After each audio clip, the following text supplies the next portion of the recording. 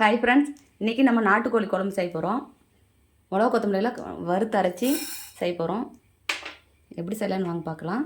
கொத்தமல்லி சேர்த்துட்டேன், ஜீரகம், மிளகு எடுத்துருக்கேன், சோம்பு, பட்டை, கிராம்பு எடுத்துருக்கேன், காஷ்மீரி மிளகா 2 கலருக்காக அதை எடுத்துருக்கேன். அது நல்லாயிருக்கும் கலரு. 3 வரமிளகா மட்டும். நம்ம சிக்கன் மசாலா சேர்த்தணும், அதனால் 3 மட்டும் போதும். இது எண்ணெய் சேர்க்காமல் வறுத்துக்கலாம். பாருங்கள், வறுத்தாச்சு. கூடவே கசகசா சேர்த்துக்கலாம். இதை நம்ம ஒரு பிளேட்டில் கொட்டி ஆற வச்சு அரைச்சிக்கலாம்.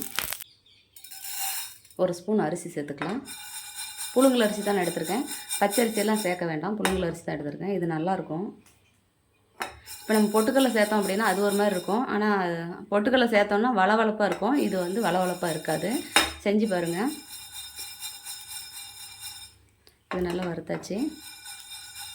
பாருங்கள், இந்த மாதிரி வந்துருச்சு. செவக்கக்கூடாது. இதை நம்ம பிளேட்டில் மாற்றிக்கலாம். குக்கர் வச்சாச்சு.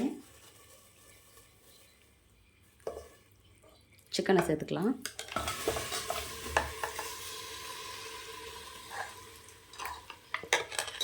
நான் சிக்கன் வந்து 2 கிலோ எடுத்திருக்கேன்.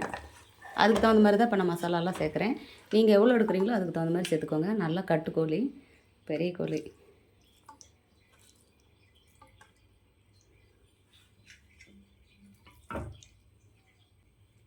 இஞ்சி பூண்டு பேஸ்ட்டு சேர்த்துக்கலாம். உப்பு எடுத்துக்கோங்க. சிக்கன் மசாலா எடுத்துக்கோங்க. மஞ்சள் எடுத்துக்கோங்க. இதை நல்லா பரட்டி விட்டுலாம். தண்ணி சேர்த்துக்கோங்க.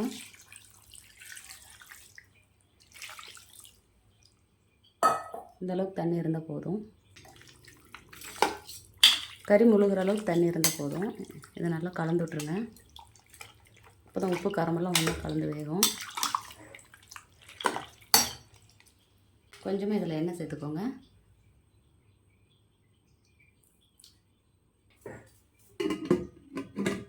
நல்லா ஒரு 6 விசில் விட்ருங்க. அப்போ தான் நல்லாயிருக்கும். இது வந்து பெரிய கோழி, அதனால் நான் 6 விசில் விட்றேன். இப்போ சின்ன கோழியாக இருந்தால் நீங்கள் அதுக்கு தகுந்த மாதிரி விட்ருங்க. 6 விசில் வரட்டும், பார்க்கலாம். 2 கிலோ கறிக்கு நான் 1/2 மூடி தேங்காய் எடுத்திருக்கேன். இதை அரைச்சி பால் புழிஞ்சிட்டு வரலாம். ஓப்பன் பண்ணி பார்க்கலாம்.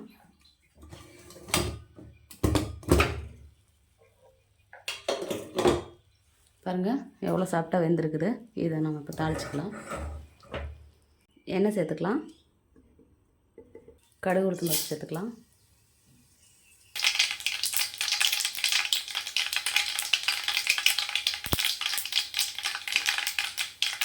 பாருங்கள், சின்ன வெங்காயம் தட்டி வச்சுருக்கேன். சின்ன வெங்காயம், பச்சை மிளகா தட்டி வச்சுருக்கேன்.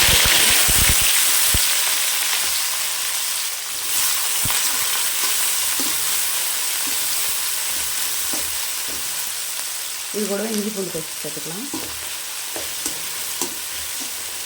கொஞ்சமாக உப்பு எடுத்துக்கோங்க.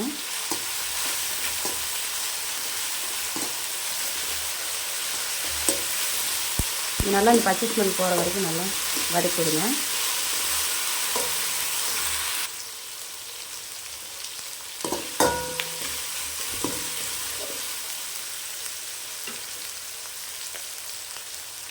அரைச்சி வச்சு மிளகா கொத்தமல்லி எல்லாம் வறுத்து அரைச்சலையும் அதை சேர்த்துக்கலாம்.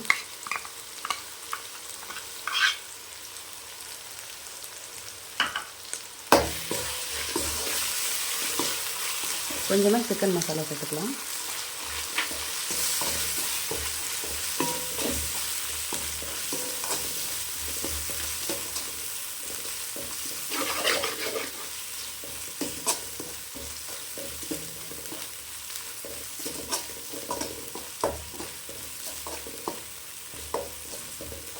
தேங்காய் பால் அரைச்சி வச்சுருக்கேன், சேர்த்துக்கலாம். தேங்காய் சேர்த்தோம் அப்படின்னா சட்டையாக இருக்கும். அதுக்காக தான் நான் தேங்காய் பால் எடுத்துக்கிறேன். தேங்காய் பால் ஒரு டைம் சேர்த்து செஞ்சு பாருங்கள், நல்லாயிருக்கும். பச்சை ஸ்மெல்லாம் போயிருக்கும். இப்போ நம்ம இந்த சிக்கனை சேர்த்துக்கலாம். அதுலேயே